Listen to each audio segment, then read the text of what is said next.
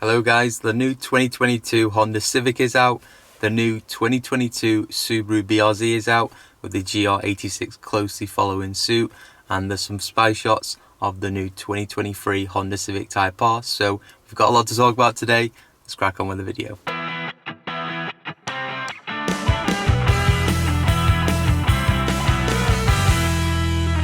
Now I know this video is a couple weeks late and all the content for the cars and what everyone's mentioned has been put out in videos, but I need some time to just formulate my opinions and thoughts just so I made sure I don't regret anything I say. So starting things off with the 2022 Toyota GR86 and the Subaru BRZ, both the same car. Got my trusty laptop here just to do some research. Let's just search into our search engine. Toyota GR86 2022, and let's go on to Forbes. They are both the same car anyway. There's only a few minor differences between the BRZ and the GR86. For example, like the BRZ comes standard from factory with a spoiler, but it's an optional extra on the GR86. Might be the other way around, but not too sure.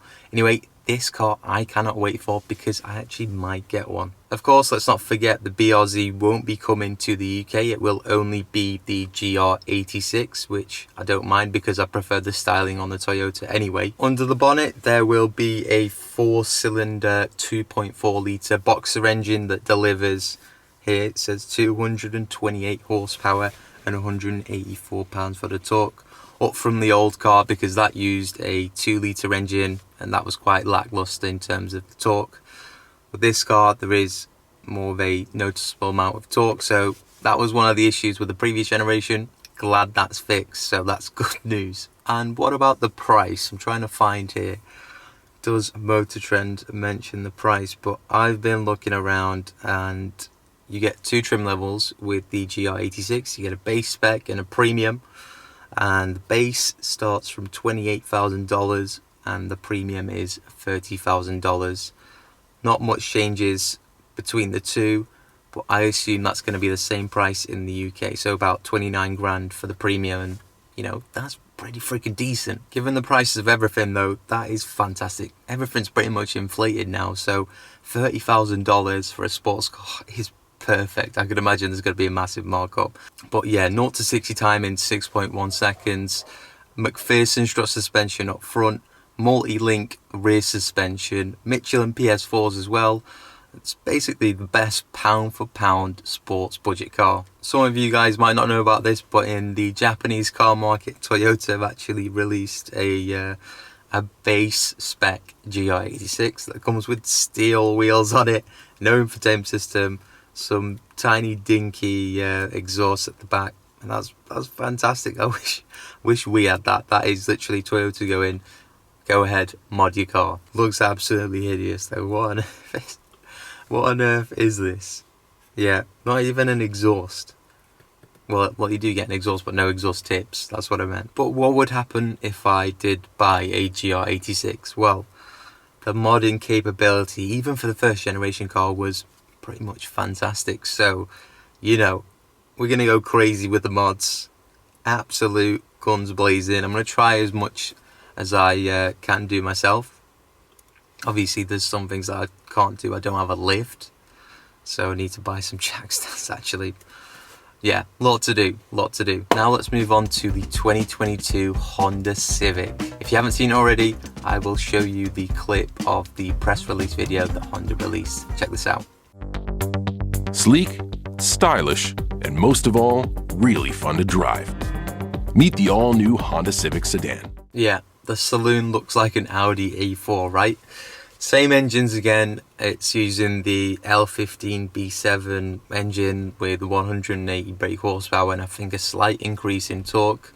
So no real change apart from the fact that there may be a hybrid version coming to the European and Japanese car market. I will admit the saloon does look better now than the 10th gen. However, the hatchback is a slight step backwards in my opinion. A lot of people did say the hatchback was better in person. I'm not too sure, and the saloon as well. But one thing I do like though is that they've brought down the boost blue colour from the Type R into the hatchbacks.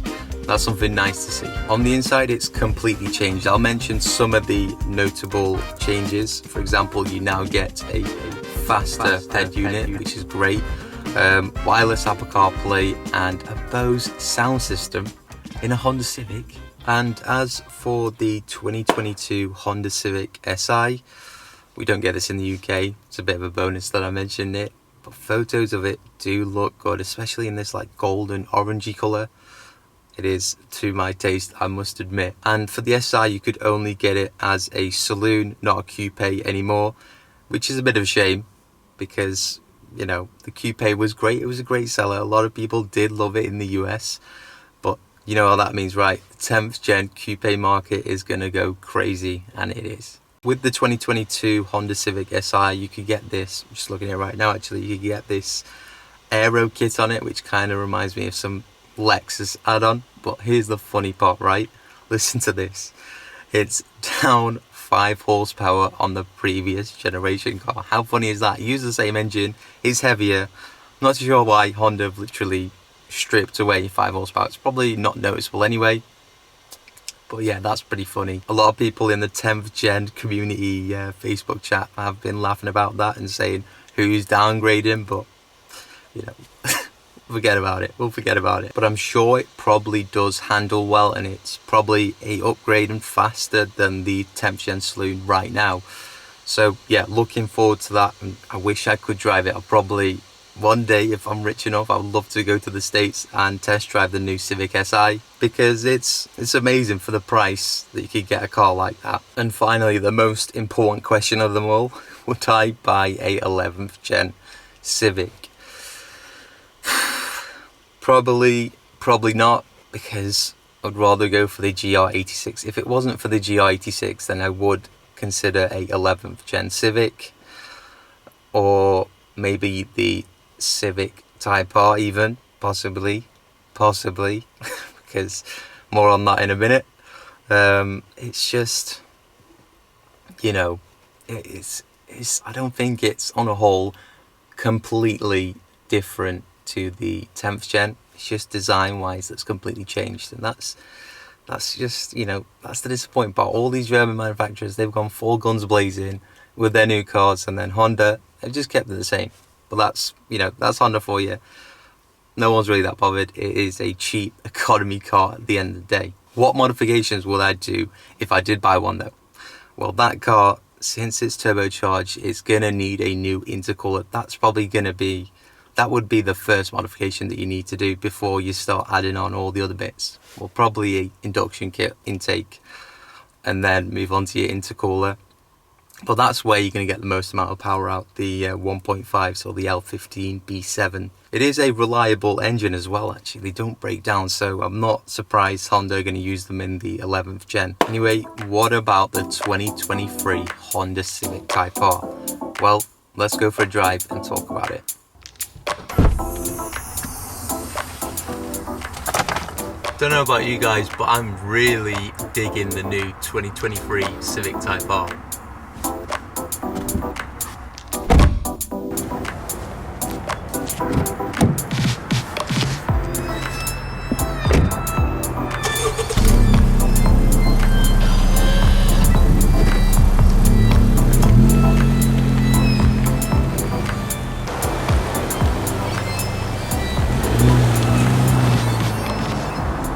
First off though, a little bit of history. Can't go wrong with some history.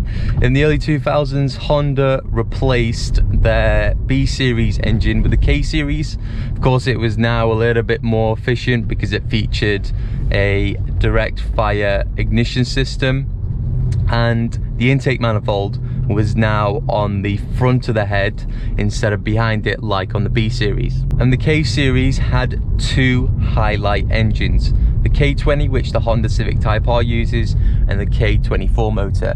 Obviously the number after the K stands for how big the engine is, so K20 is 2 litre, K24 2.4 litre. We all know that the 11th gen Civic Type R will of course use the same K20 C1 engine from the 10th gen, Probably, we don't know yet, don't know any news on it yet, but it's most likely going to be the same, because listen to this sound clip.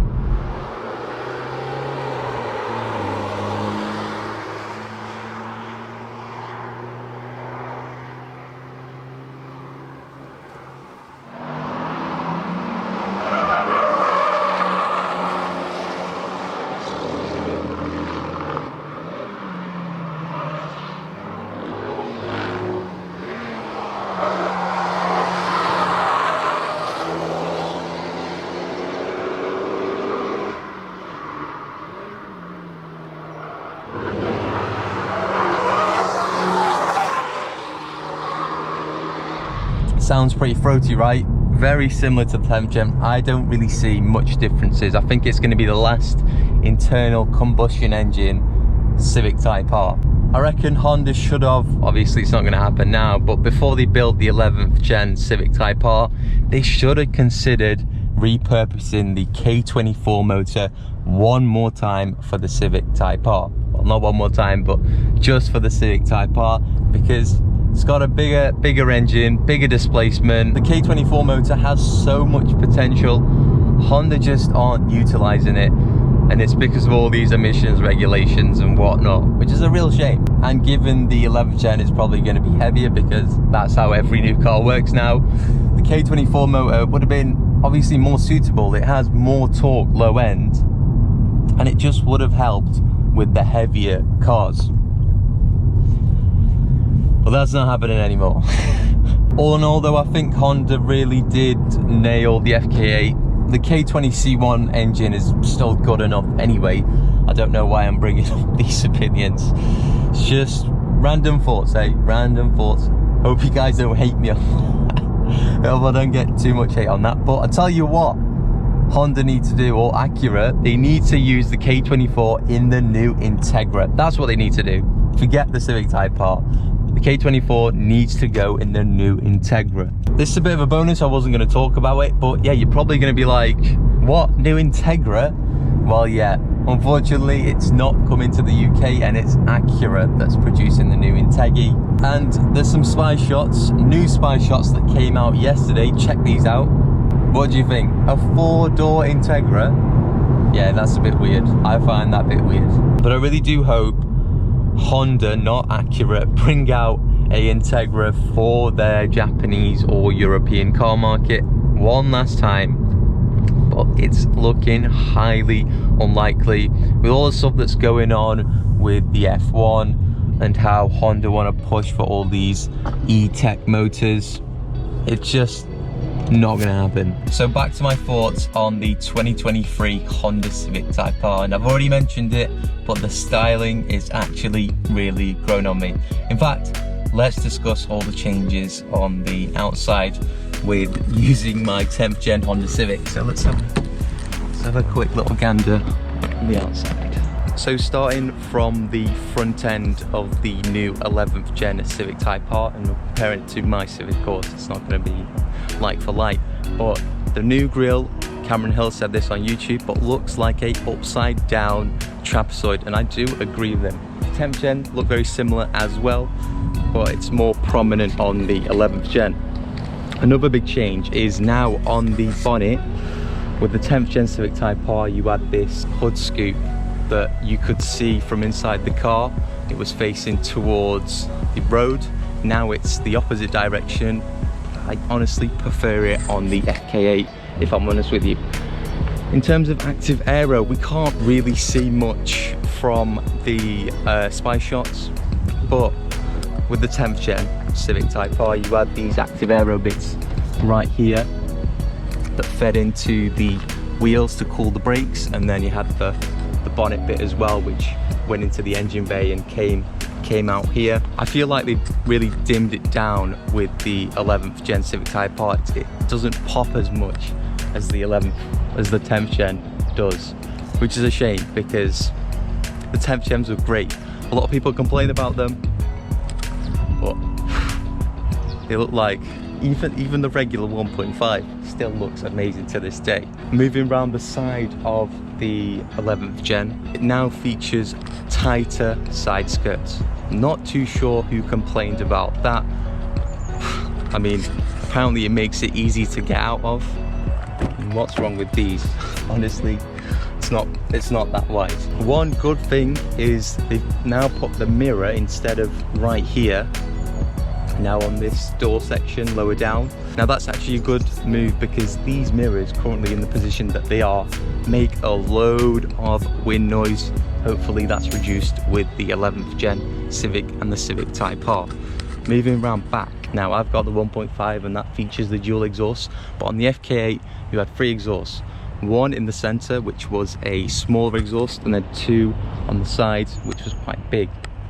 Now with the with the 11th gen Civic Type R, it's the opposite way round, so bigger exhaust in the center and then 2 smaller exhausts either side.